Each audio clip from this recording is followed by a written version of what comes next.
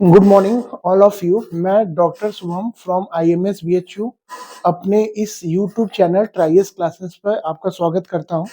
अब हम लोग जो नया लेक्चर स्टार्ट कर रहे हैं bio technology and its application का, हम लोग नया टॉपिक देखेंगे आज, मॉलिक्यूलर डायग्नोसिस।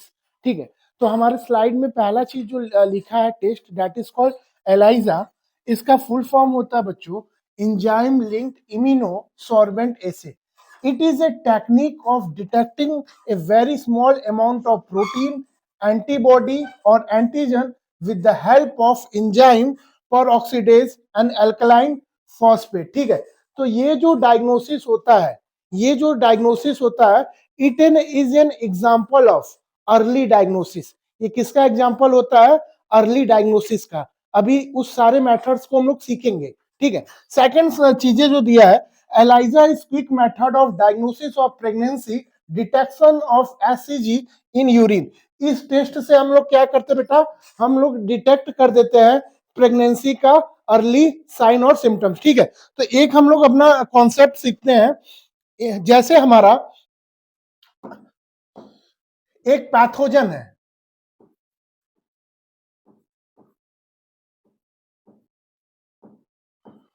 अगर हम पैथोजन को बोलते हैं तो pathogen is called as disease causing agent. Disease causing agent को हम लोग क्या बोलते हैं? पैथोजन बोलते हैं। ठीक है, तो अगर हम लोग ले रहे हैं पैथोजन में, तो लेट सपोज हम पैथोजन में बैक्टीरिया ले रहे हैं, और वो पैथोजन हमारी बॉडी में एंट्री करता है। Suppose that we are a body. ठीक है, वो हमारे बॉडी में क्या करता है? एंट्री करता है। ठीक है, और जब वो हमारे बॉडी में एंट्री करता है पैथोजन, जब पैथोजन हमारी बॉडी में एंट्री करता है तो वहां पे होता है पैथोजेनेसिस।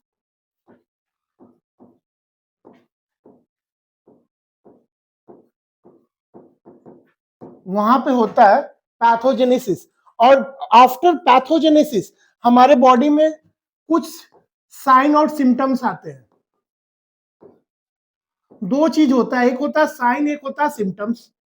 जो डॉक्टर हमें बताता है वो होता है साइन, और जो हम डॉक्टर को बताते हैं उसको हम लोग बोलते हैं सिम्टम्स। ठीक है, तो उसके अगर मान लो कि कोई भी पैथोजन है जिसका नाम है बैक्टीरिया, वो हमारे बॉडी में एंट्री करता है तो पैथोजेनेसिस होता है। पैथोजेनेसिस के बाद साइन और सिम्टम आता है, और साइन और सिम्टम्स के बाद हम उसको डायग्नोसिस करने का कोशिश करते हैं। सपोज अगर कोई भी अगर पैथोजन आया है, सैल्मोनेला टाइफी आया है, तो अब हम उसको डायग्नोसिस करने का कोशिश करेंगे, और उस डायग्नोसिस के लिए हमें कराना पड़ेगा, उसका लेना पड़ेगा सैंपल। उसको हमको क्या लेना पड़ेगा बच्चों? सैंपल लेना पड़ेगा। ठीक है, हमने लिया सैंपल, तो हमें हम डायग्नोसिस के लिए तीन सैंपल ले सकते हैं। यूरिन का ले, या ब्लड का ले, या सीरम का ले। हमने तीन सैंपल लिया, और ये तीन सैंपल को देखते हुए हमने किसी डिजीज को डायग्नोसिस किया, और डायग्नोसिस के बाद हम उस डिजीज का क्या करते हैं? ट्रीटमेंट करते हैं। तो ये जो डायग्नोसिस होती है, डिजीज के बाद होती है, इसको हम लोग बोलते हैं लेट डायग्नोसिस बोलते हैं, या इसको कन्वेंशनल डायग्नोसिस भी बोलते हैं। तो ये जो डायग्नोसिस हो रही है, तो इस डायग्नोसिस को हम लोग क्या बोलते हैं? कन्वेंशनल डायग्नोसिस बोलते हैं। इस डायग्नोसिस को हम लोग कन्वेंशनल डायग्नोसिस बोलते हैं।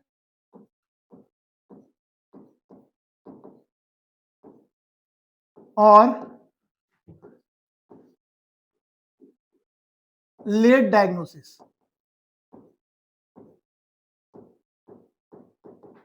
ठीक है, यहां पे जो डायग्नोसिस होगा वो कन्वेंशनल और लेट डायग्नोसिस होगा। अगला जो बात है, जैसे कोई पैथोजन है, लेट अस सपोज बैक्टीरिया, कोई पैथोजन है,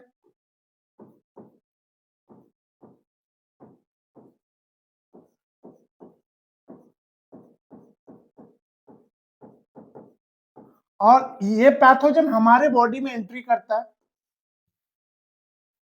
तो इस बात को हम लोग बोलते हैं पैथोजेनेसिस।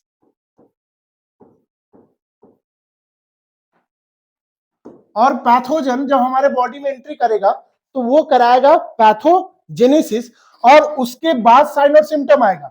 तो पैथोजेनेसिस होने तक हम अगर उसको डायग्नोसिस कर रहे हैं, यहां पे डिजीज होने से पहले अगर हम उसको डायग्नोसिस करने का कोशिश कर रहे हैं, तो इस डायग्नोसिस को हम लोग बोलते हैं अर्ली डायग्नोसिस।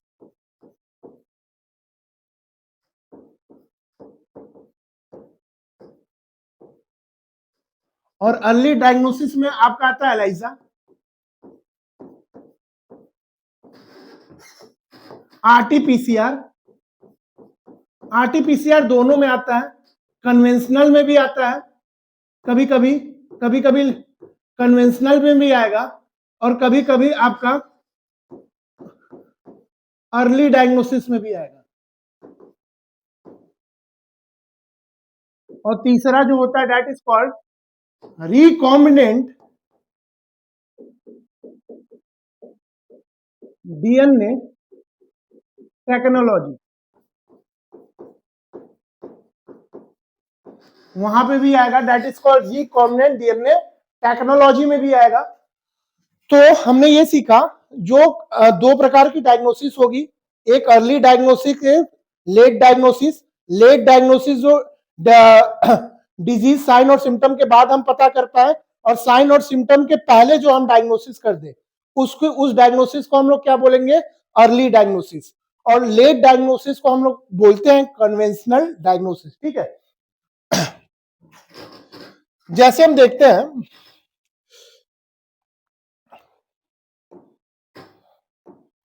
जब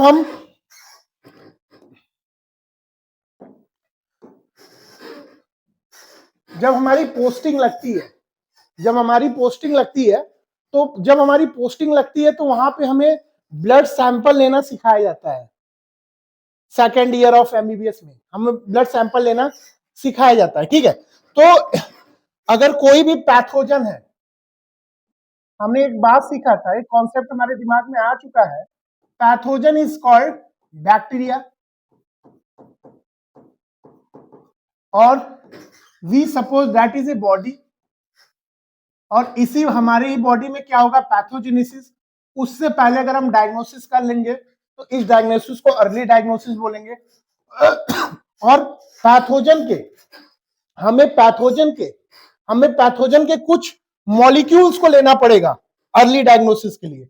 हमें पैथोजन के कुछ मॉलिक्यूल्स को लेना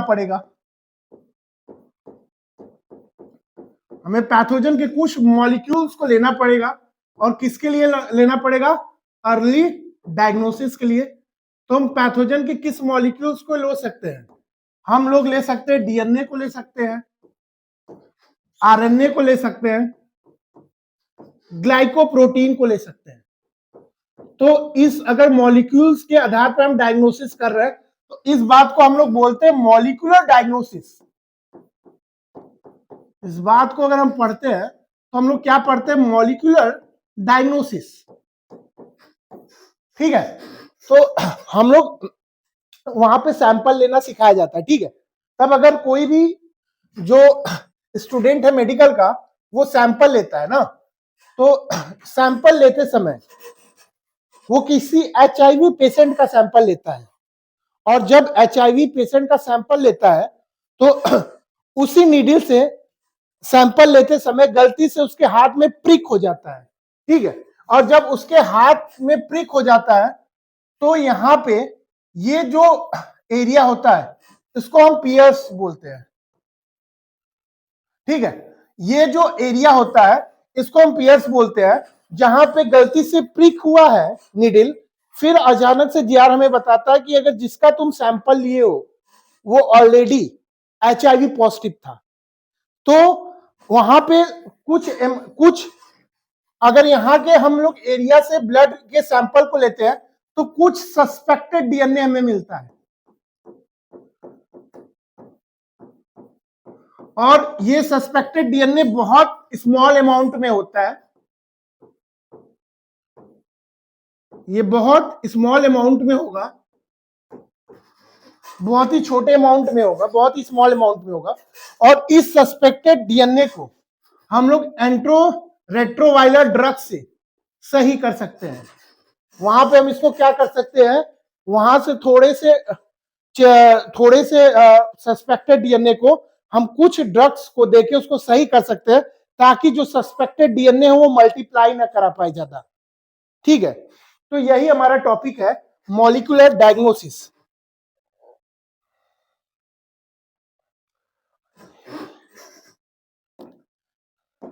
देखिए, AIDS, hepatitis and STD, sexual transmitted disease, thyroid and rubella virus, ELISA is based upon the principle of antigen antibody interaction. ठीक है, तो जैसे कोई भी पैथोजन होता है वो सीक्रेट करता है एंटीजन, और हमारी बॉडी निकालती है एंटीबॉडी, और वहां पे क्या होता है, एंटीजन एंटीबॉडी इंटरेक्शन होता है। ठीक है, infection by pathogen can be detected in the presence of antigen, यानी उस पैथोजन का वो एंटीजन वहां पे प्रेजेंस है, और उस एंटीजन को हम डिटेक्ट कर सकते हैं सैंपलिंग से, जो हमने सिखाया, ब्लड सैंपल लिया, यूरिन सैंपल लिया, सीरम सैंपल लिया, इससे हम क्या कर सकते हैं, उसको डिटेक्ट कर सकते हैं। स्मॉल अमाउंट ऑफ हम मॉलिक्यूल्स को ले रहे हैं, that is called molecular diagnosis. तो डायग्नोसिस दो प्रकार का होगा, अर्ली डायग्नोसिस होगा, लेट डायग्नोसिस होगा। लेट डायग्नोसिस का और एक नाम होता है, that is called conventional diagnosis. Then protein, glycoprotein detected the antibody synthesis against the pathogen. ठीक है, अब जो अगला टॉपिक है हमारा, ट्रांसजेनिक एनिमल, और इस ट्रांसजेनिक एनिमल को हम एक और नाम देते हैं, जीएमओ। जीएमए बोलते हैं। इस ट्रांसजेनिक एनिमल को हम एक और नाम देते हैं, that is called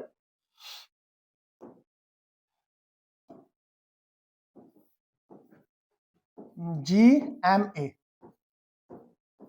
that is called genetically modified animals. जो ट्रांसजेनिक एनिमल होते हैं उनको बनाने वाला इंसानी होगा, ह्यूमन ही उनको बनाता है। तो जब ह्यूमन बनाएगा तो सारे मैमल्स को लेगा।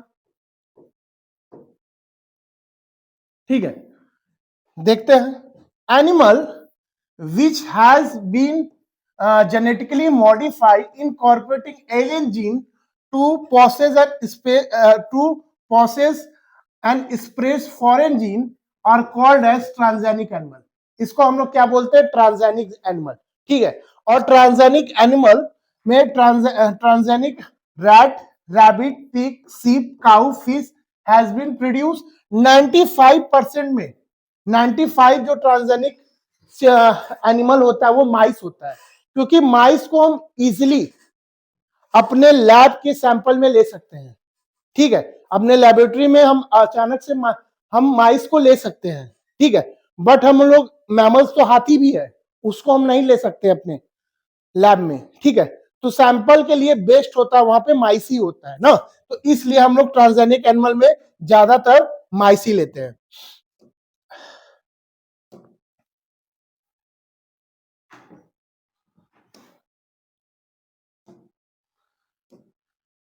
ट्रांसजेनिक एनिमल का क्या यूजेस है? पहला यूज है normal physiological and development. Normal physiology and development, transgenic animal are used to study working of gene and their regulation effect the normal body and function. ये इसमें ये है, gene, how the gene regulate the normal function of the body. तो transgenic animal हमें normal physiology and development के लिए uses इसका होता है, और हम देखते हैं कि जीन कैसे अफेक्ट करता है हमारे बॉडी फंक्शन को। ठीक है, अगली बात जो है, study of disease. Study of disease, transgenic animal are used to study the role of gene and the development of disease. Disease को कौन से पता लगाता है? कैंसर, सिस्टिक फाइब्रोसिस एंड एलेजमा इवन। ठीक है, 3 डिजीज को पता लगाने में इंपॉर्टेंट रोल होता है। अगली जो बात है, बायोलॉजिकल प्रोडक्ट के लिए ट्रांसजेनिक एनिमल से हम लोग ट्रीट करते हैं बायोलॉजिकल प्रोडक्ट। तो the biological product use for treatment certain human disease and often too expensive. हम लोग बायोलॉजिकल प्रोडक्ट को देखते हैं, जैसे अल्फा 1 एंटीट्रेप्सिन वाला था, ट्रीटमेंट ऑफ इफाइसीमा। इफाइसीमा एक डिजीज है जो एल्वोलाई वॉल को डैमेज कर देता है, उसके ट्रीटमेंट के लिए यह है बायोलॉजिकल प्रोडक्ट। फिर अगला बात जो है, 1997 में पहली ट्रांसजेनिक, 1997 की बात करते हैं तो वहां पे पहली ट्रांसजेनिक काउ का नाम रोजी था और उसके पास ह्यूमन प्रोटीन इनरिचर्ड मिल्क था 2.4 gram litre. The milk content human alpha lactalbumin was nutritional and more balanced product for the human babies that natural cow milk। ठीक है, उससे वो उसके पास प्रोटीन की मात्रा बहुत ज्यादा थी। ठीक है, बाकियों से। वैक्सीन सेफ्टी के लिए, तो अगर ट्रायल करते हैं हम लोग वैक्सीन का, पहले माइस पे ट्रायल होता है वैक्सीन का, फिर मंकी पे होता है, फिर ह्यूमंस में होता है। तो इंसान के सेफ्टी पॉइंट ऑफ व्यू के लिए भी इंपॉर्टेंट है। ठीक है, केमिकल सेफ्टिंग टेस्ट के लिए ट्रांसजेनिक एनिमल किस केमिकल के लिए कितना सेंसिटिव है उसके लिए भी इंपॉर्टेंट रोल करता है। हम लोग पढ़ लेते हैं अपनी slide. Chemical safety test, the transgenic animal are more sensitive by inserting gene they are used to affect the toxin chemical. यानी ट्रांसजेनिक एनिमल उस केमिकल के लिए कितना सेंसिटिव है। ठीक है, अब हम लोग कुछ टॉपिक देखते हैं।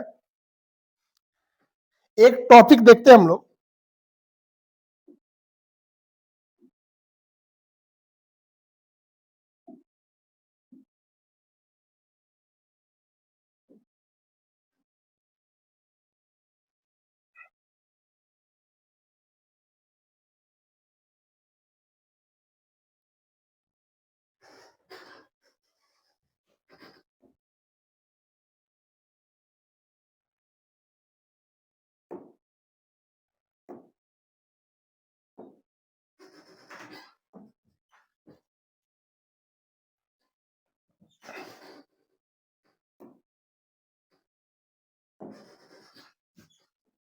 GEAC,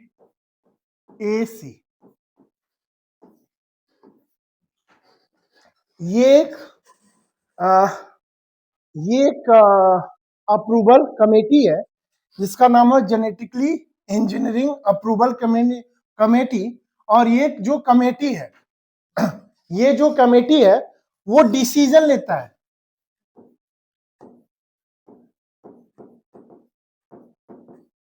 and safety for genetical modify research के लिए। ये कमेटी बताता है कि किस ऑर्गेनिज्म का हमको क्या कराना है, जेनेटिकली मॉडिफाई बनाना है। ठीक है, ये डिसीजन लेगा कौन से ऑर्गेनिज्म को हम जेनेटिकली मॉडिफाई कर रहे हैं। ठीक है, और जैसे नेचर ने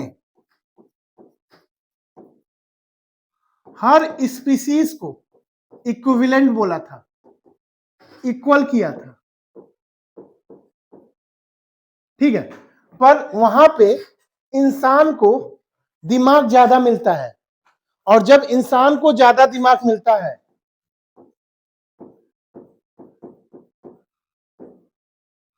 तो इंसान दिमाग लगाता है। और मान लो इंसान दिमाग लगा दिया चूहा पे, माइस पे, और इसका जेनेटिकली मॉडिफिकेशन होने लगा, इसका माइस का जेनेटिकली मॉडिफिकेशन होने लगा। तो ये चूहा को जब रिसर्च हो गया तो लैब से बाहर किया जाएगा।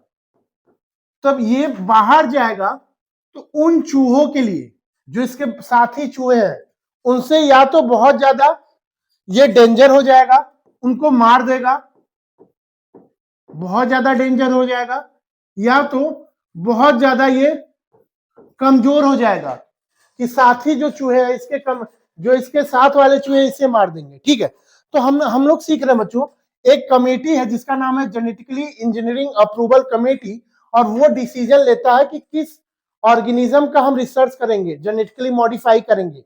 ठीक है, और उस हमने बोला कि नेचर ने हर स्पीसीज को इक्विवेलेंट किया था, और हम इक्विवेलेंट किया, पर इंसान को दिमाग देने की वजह से इंसान ने रिसर्च शुरू किया जो एक मोटिलिटी के लिए सही नहीं था।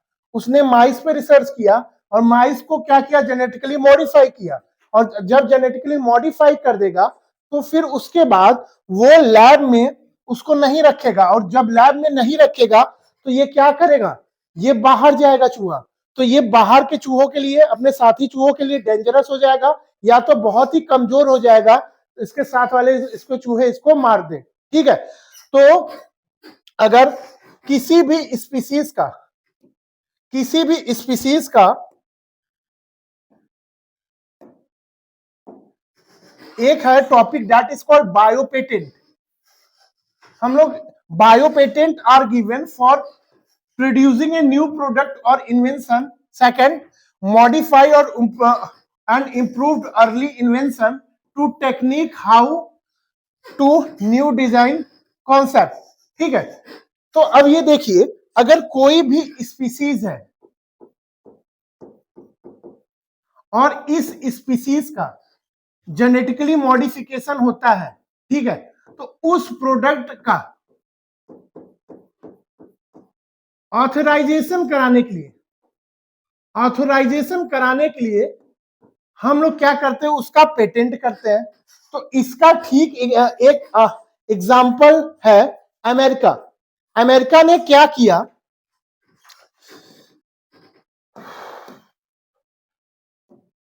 अमेरिका ने क्या किया,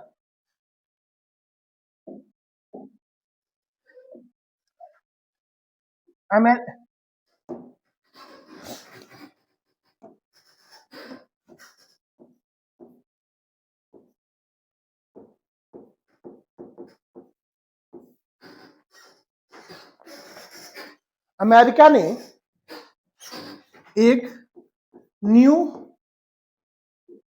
वैरायटी राइस लिया और हमारी बासमती राइस लिया, दोनों को क्रॉस करा के एक हाइब्रिड राइस बनाया, और उस हाइब्रिड राइस को अपना बायोपेटेंट दे दिया, that is called USPTO, United State patent trademark organization. और बासमती को हमारे इसने चुरा लिया। ठीक है, और इसकी नजर हमारे हल्दी में थी, हमारे टर्मरिक पे भी इसकी नजर थी। तो इंडियन पार्लियामेंट बिल ने कुछ ऑथराइजेशन बनाया जिसके कारण हमने अपना हल्दी बचा लिया।